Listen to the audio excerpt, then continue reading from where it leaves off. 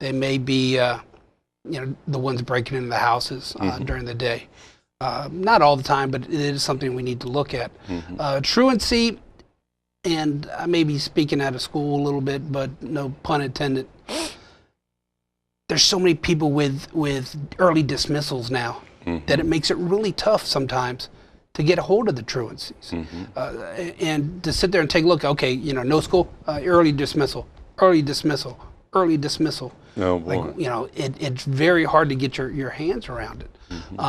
That being said, there still, of course, is truancy. On the first day of school, you could sit there and park across the street and watch the kids returning to school so they could catch the bus to go home. That's first day. Yeah. And it's been like that with, since we were kids probably. Sure. But that is something that we're working with the school to try to curb. One of the things that we're doing is the Officer Wall, whoever's in the school at the time, walks with a member of the administration over to the library. And they'll look in the library to see if the kids are in there, supposed to be in there, or they've been suspended, are they skipping third period to go hide in the library because they don't want to dress up for gym or whatever, and then coming back. So that's something that we are trying to address with the school. That's good, because there had been difficulty in the past with that sort of activity near the library. Right. And it's an intermingling there. So I heard from one teacher of students that want to communicate with the kids from high school, and they park over there, knowing that they'll be coming to make conversation, I'm sure. Well, Jan, you were interested in one program, then I'm going to, John can start off on that one. Oh, sure, absolutely. Well, I had heard some really good things about a program specifically for women, a safety and self-defense class that the police department had run. And number one, I was wondering if you could tell us about it. And number two, if there was something that might be coming up in the future that we could tell our viewers about. Sure. The program's called RAD, Rape Aggression Defense. We have been running it since probably mid-2008. We've run about 300 people, women, through it already. It's a great program. It teaches empowerment. It teaches how to protect yourself, how to get yourself out of the conflict before it even starts. And if all else fails and you find yourself in a physical confrontation, we teach you the techniques that you need to get out of it and escape. We just started a class last night. Okay. It's Tuesday, right? Yep, last night. And the first class for the Wednesday night session is tomorrow night. Oh, okay. It's a 4 or 5 week class, depending if we put keychain defense in it or not. Okay, and would it be too late? I mean, can someone I'm not quite sure when this is going to air, but if it airs before 6:30 tomorrow night, and it's definitely going to be on YouTube. They can call the 301-575-2015 and sign up for the class still. Okay, excellent. And it's a very rewarding class. I hate to say life-changing, but in some aspects it is. You will see a change from the women from day one to the last day of classes when they leave. Okay. We've had a couple students that believed in the program so much that they became instructors. Just that level of empowerment. And they come back and help. And how long a class is it? Because you said from the first night. It's a 4-week class without keychain. If we throw the night of keychain defense, which is the Kubaton keychain, it's a 5-week class. Okay. So 3-hour classes for 4 or 5 weeks. Okay. Where are they held, John? They're held right here at the Kent Hill Center. Okay. Down the multipurpose room. Excellent. Kent Hill Center near Tasca High School. Yes. That's what people say. Well, the where former is that? City Hall. North The Tasca, former City Hall. Right behind it. What I told a guy today, this guy's got something, John, in town that nobody knows about. He's a longtime business person in town, Bill Atkins, and he has the John Wayne Museum at Hilltop Plaza. Yeah.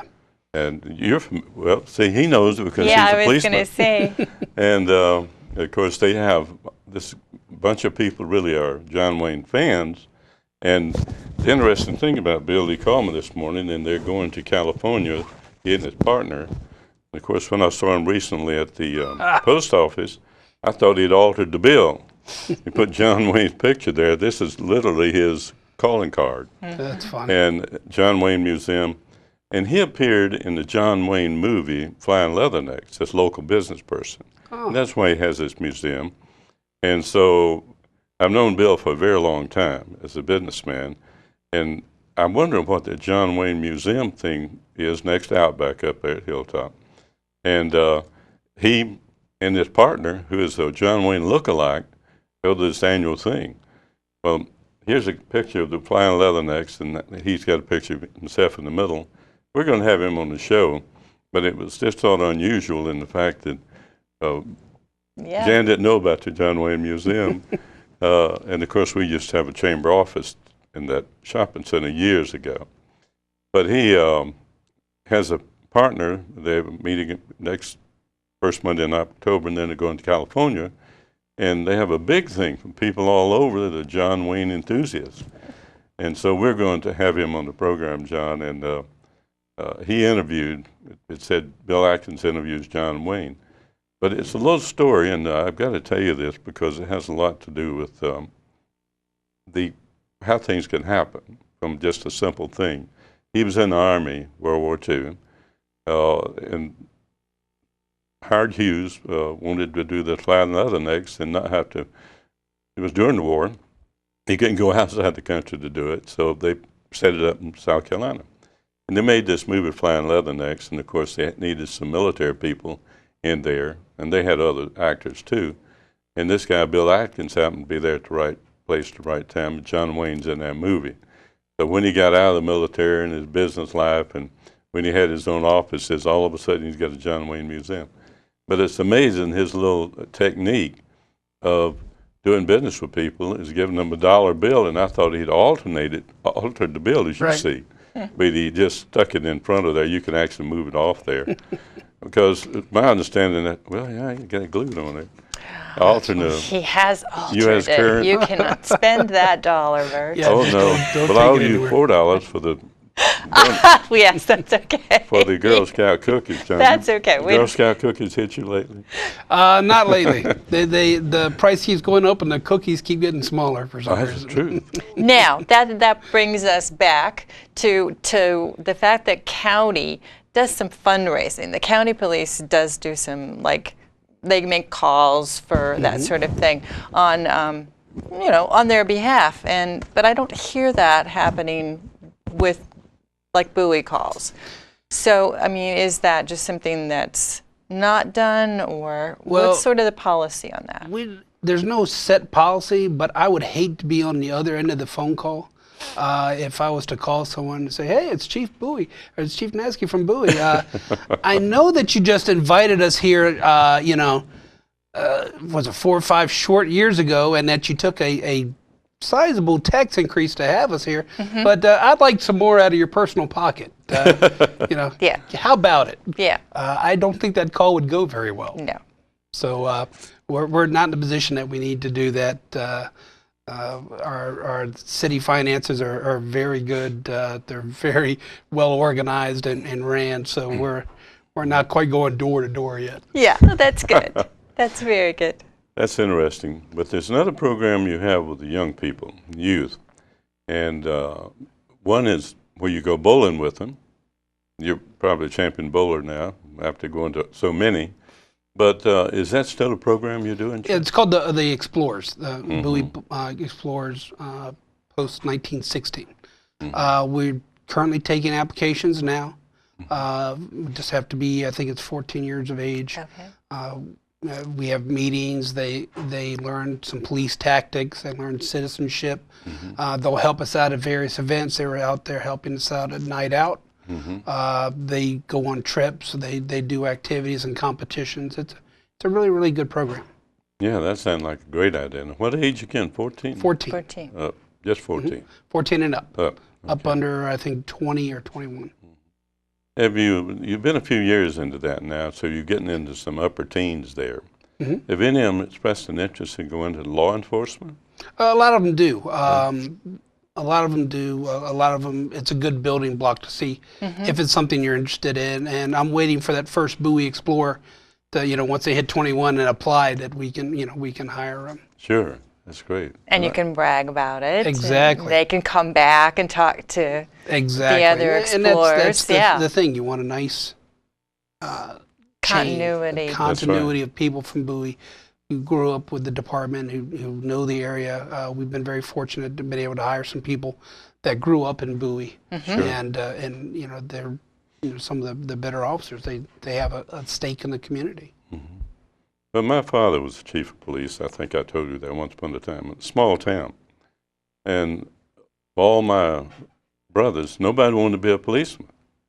Now, they all served in the military, and I didn't have that opportunity. And I understand that's where you started in law enforcement, MP. Yes. A military policeman in the service. That's great. And of course, that's what I wanted to do. And it seemed like everything changed when my brother said, we ought to go in the service station business, Bert.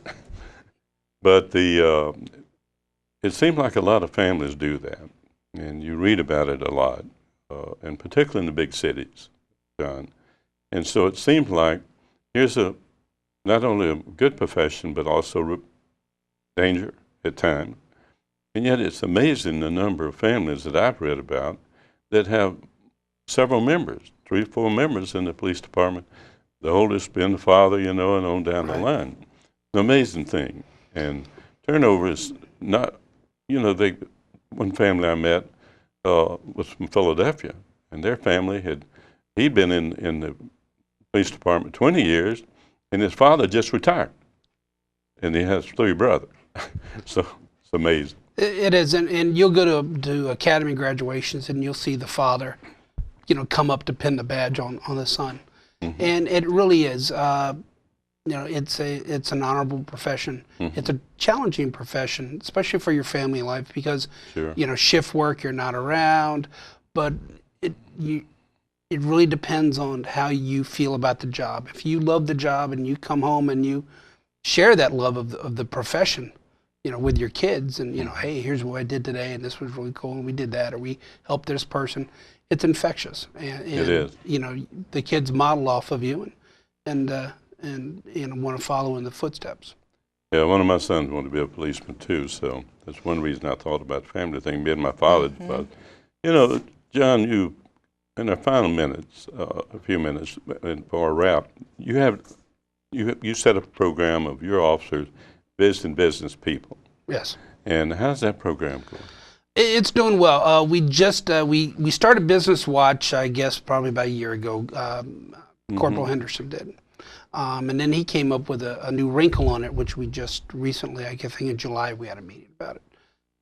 It's called the Business Network, Information Network, or BIN, B-I-N. A lot of our time is spent making up acronyms, I guess, to make it fit. But it's where businesses register, they get a secure, a log-on ID, and they go onto a secure part of our network, and they share information. It's real-time information, and it's business to business. Okay. So in other words, if I'm Target, and I'm saying I'm seeing Tide, that's been a big thing in the news lately. People stealing Tide. Here's how they're doing it. Here's what we're seeing. Walmart has a secured login. They open it up, they log on, look, oh yeah, maybe I need to take a look out for this. Maybe I haven't seen it yet, but it could be coming my way, so let's share that information. And it's, what affects one usually affects the other. So it's a great way to share information. It's a great way to be proactive and try to get ahead of crime trends. That's great. We're going to have to wrap up, John. Is any final words either of you have? Just appreciate you having me on. Any chance that we get to share the information that we have and to increase our communication with the community, we're all for it. Well, thanks a lot, John. Well, thanks a lot.